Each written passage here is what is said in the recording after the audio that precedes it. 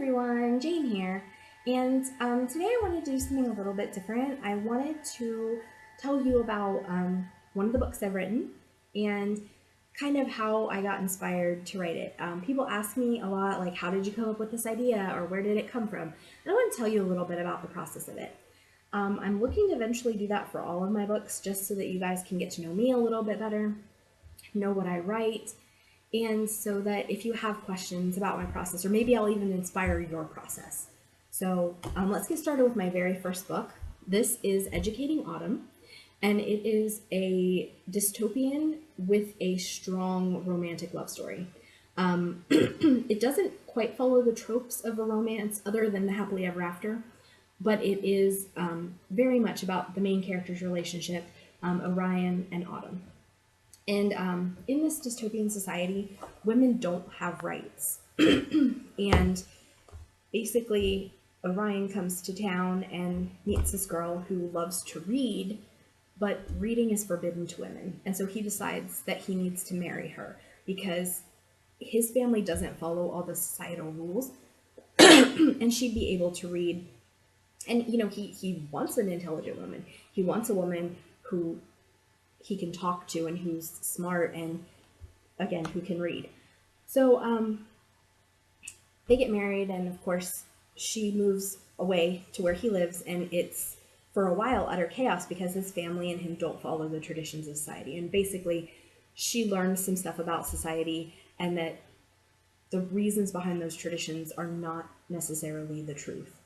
And she starts to change, but with those changes, much of her connections to her family and the life she had before are lost. So I really enjoyed writing it. It took a little over 10 years to write. And like I said, it was my very first novel. I published it in 2013, and it was a real adventure. So let me tell you a little bit about how I got started.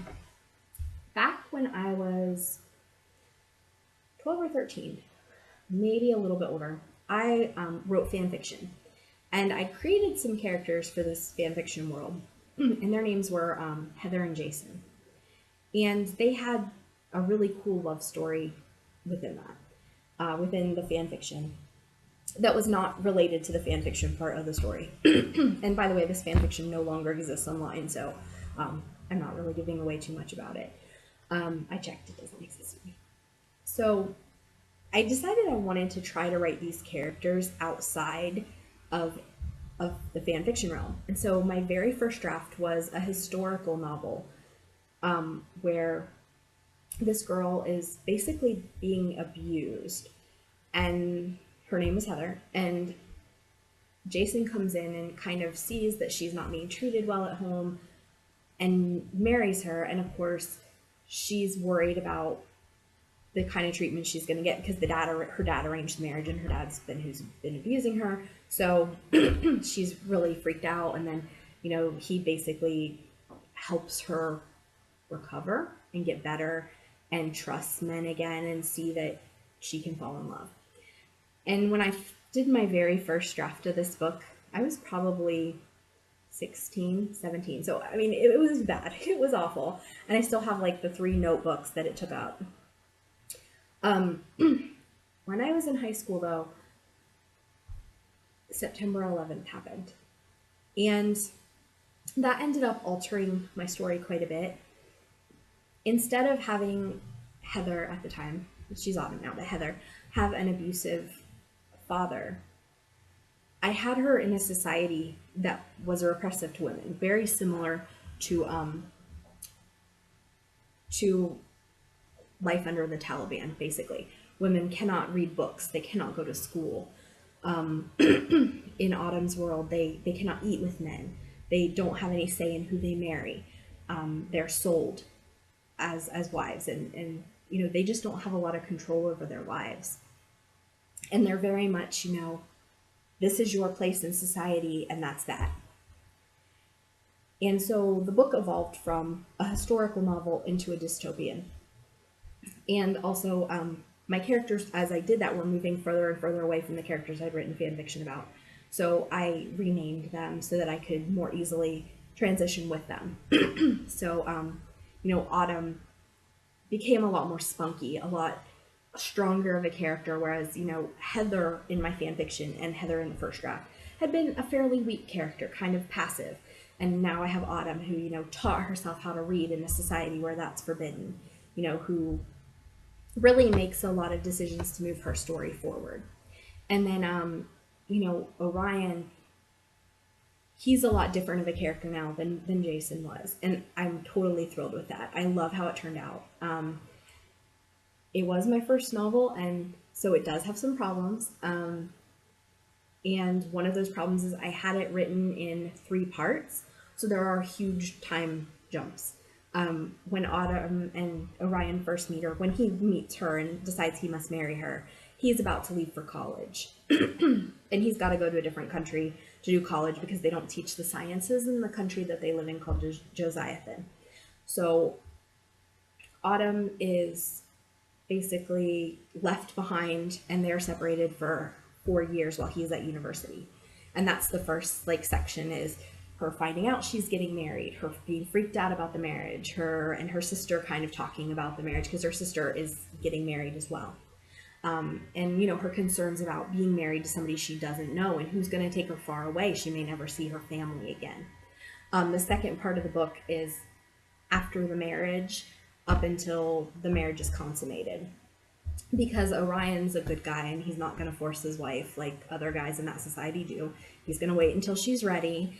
And so it's kind of that them getting to know each other, him showing her that he's different, showing her things about society, her kind of falling in love with him. And then the third part is the repercussions from that. It's a time jump from, I believe, a year after their relationship is consummated, and how things have changed. She's become a lot different as a woman. She's become a sensual woman. She's more used to his world and the rules of his world. She eats dinner at the table with him and his family, and that's fine. She can have an opinion. She can read books. And the things that were once very taboo are her norm. So then something happens to her sister and she has to go home. And she does go home, and she suddenly doesn't fit into the life that she was part of. And, how she feels about that, and the changes of within her of, okay, well, how do I relate to these people who don't understand me and who can't respect the new life I have?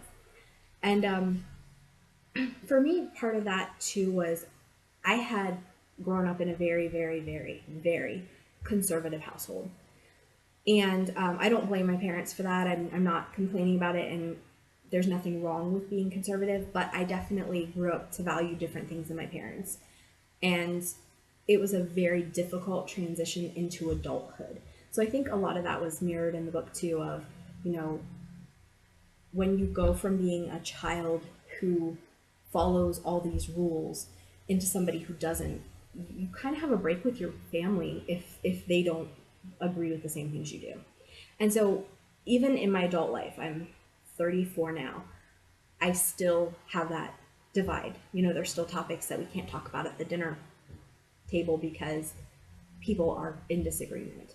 I'm divorced, and my parents, as I said, are very conservative, so that was not a great situation. So anyway, all of that I think came out a lot in my novel, and I am very proud of it, but I also understand why it's kind of difficult to read. But again, it's my first novel. And I love my dystopian society, and actually it is a series. I'm going to be talking about the prologue, which is a book, and then a couple books that followed it. I will say this series was intended to have a lot more books than it did, at least 2 more novels and I think 2 novellas.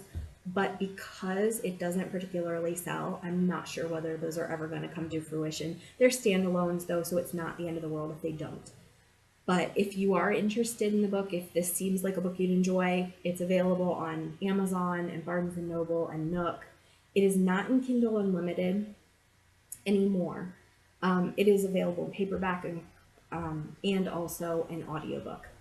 So I hope that helps inspire you, helps tell you a little bit about the kind of books I write, and I look forward to seeing you again to discuss some of my other books.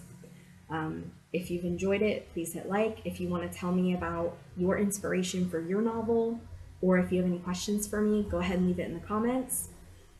And if you'd like more content, please subscribe. Thank you. Bye.